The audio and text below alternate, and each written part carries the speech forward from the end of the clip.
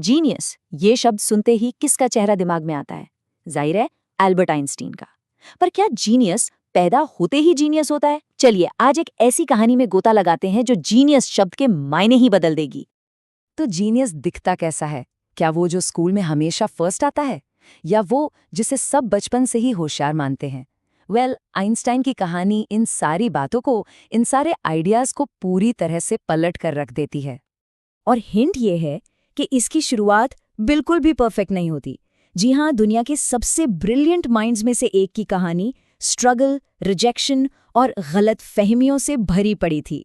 तो चलिए शुरू करते हैं। तो कहानी शुरू होती है 1879 में जर्मनी के उल्म शहर से।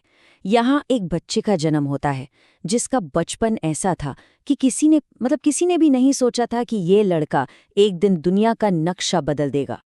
जरा सोचिए, 4 साल की उम्र और ये बच्चा एक शब्द भी नहीं बोलता था। जाहिर है माता पिता, आस पड़ोस के लोग सब परेशान थे। कानाफूसी होती थी कि बच्चे में कोई दिक्कत तो नहीं है। और यहीं से शुरू हुआ गलत समझे जाने का सिलसिला। और ये सिलसिला स्कूल में भी जारी रहा। यहाँ पर जो बात सबसे ज्यादा दिलचस्प है वो ये कि सिस्टम उन्हें पहचान ही नहीं पाया। स्कूल के लिए वो क्या थे? एक धीमे शर्मीले नियम तोड़ने वाले स्टूडेंट। लेकिन असलियत क्या थी? असलियत ये थी कि वो एक गहरे चिंतक थे, एक क्रिएटिव थिंकर। उन्हें रट्टा मारने से सख्त नफरत थी। वो क्यों और कैसे के पीछे भागते थे, और उनका ये जिज्ञासु दिमाग उस जमाने के सख्त एजुकेशन सिस्टम से बार बार टकराता था। और नतीजा, ये टकराव इतना बढ़ गया कि सिर्फ 15 साल की उम्र में उन्होंने स्कूल ही छोड़ दिया और वो स्विट्जरलैंड चले गए, एक ऐसी जगह की तलाश में जहां शायद उनकी जिज्ञासा को थोड़ी जगह मिल सके। लेकिन कहानी यहाँ आसान नहीं होती। स्कूल छोड़ना तो बस शुरुआत थी, स्ट्रगल अभी खत्म नहीं हुआ था। अपनी पढ़ाई पूरी करने के बाद भी वो एकेडमिक दुनिया के लिए एक आउटसाइडर ही थे। ये बात सोचने में भी अजीब लगती है ना, कि इतिहास के सबसे महान दिमागों में से एक को ग्रेजुएशन के बाद एक टीचिंग जॉब तक नहीं मिली। उन्हें एक पेटेंट ऑफिस में क्लर्क बनना पड़ा।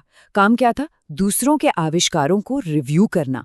और अपने खाली वक्त में वो चुपचाप फिजिक्स की सबसे बड़ी पहेलियों को सुलझाने में लगे रहते थे। हद तो ये थी कि उनके अपने दोस्त भी उन पर शक करने लगे थे। वो कहते थे, एल्बर्ट तुम अपना टैलेंट बर्बाद कर रहे हो। सोचकर देखिए उस अकेलेपन और प्रेशर को जो वो महसूस कर रहे होंगे। और फिर सालों के संघर्ष के बाद, गुमनामी में रहने के बाद, हर तरफ से शक झेलने के बाद एक साल आया। एक ऐसा साल जिसने सब कुछ बदल दिया। विज्ञान की दुनिया में जैसे भूचाल आ गया। इस साल को आज भी एनस मिराबिलिस यानी चमत्कारी साल के नाम से जाना जाता है। साल था 1905 और उसी पेटेंट क्लर्क ने, जिसे सब टैलेंट बर्बाद करने वाला समझ रहे थे, अपने खाली समय में काम करते हुए 1, 2, 3 नहीं बल्कि 4 पेपर्स पब्लिश किए। और ये कोई मामूली पेपर्स नहीं थे। इन्होंने फिजिक्स की बुनियाद हिलाकर रख दी। ये किसी भी साइंटिस्ट के लिए पूरी जिंदगी की मेहनत का फल होता। और आइंस्टाइन ने ये सब सिर्फ 1 साल में कर दिखाया। और इन्हीं में से एक पेपर में था दुनिया का शायद सबसे फेमस इक्वेशन E=mc²। बस ये छोटा सा इक्वेशन, इसने एनर्जी और मास के बीच का वो रिश्ता दुनिया के सामने रख दिया जिसने आगे चलकर एटॉमिक एनर्जी से लेकर ब्रह्मांड के रहस्यों को समझने तक के दरवाजे खोल दिए।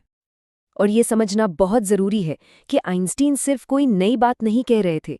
वो सर आइजैक न्यूटन जैसे लेजेंड के 200 साल से भी ज़्यादा पुराने स्थापित सिद्धांतों को सीधी टक्कर दे रहे थे। ये कमाल का और बहुत ही हिम्मत भरा कदम था। तो क्या इस चमत्कारी साल के बाद सब ठीक हो गया? नहीं, कहानी अभी बाकी थी।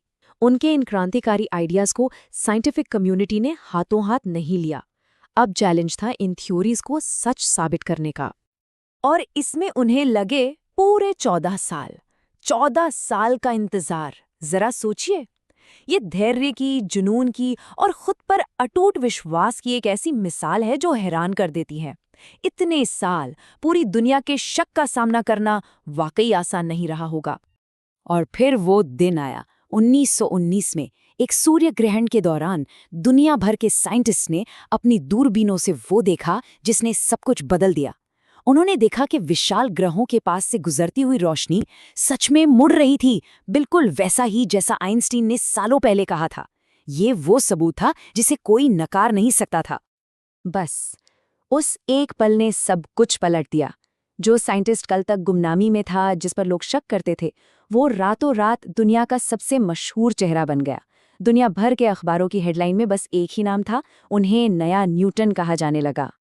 लेकिन आइंस्टीन की कहानी सिर्फ एक साइंटिस्ट की कहानी नहीं है। उनकी महानता उनके दिमाग से भी कहीं बड़ी थी। उन्होंने अपनी इस बेहिसाब शोहरत का इस्तेमाल एक बड़े मकसद के लिए किया। वो क्या बने? वो मानवता की आवाज़ बने।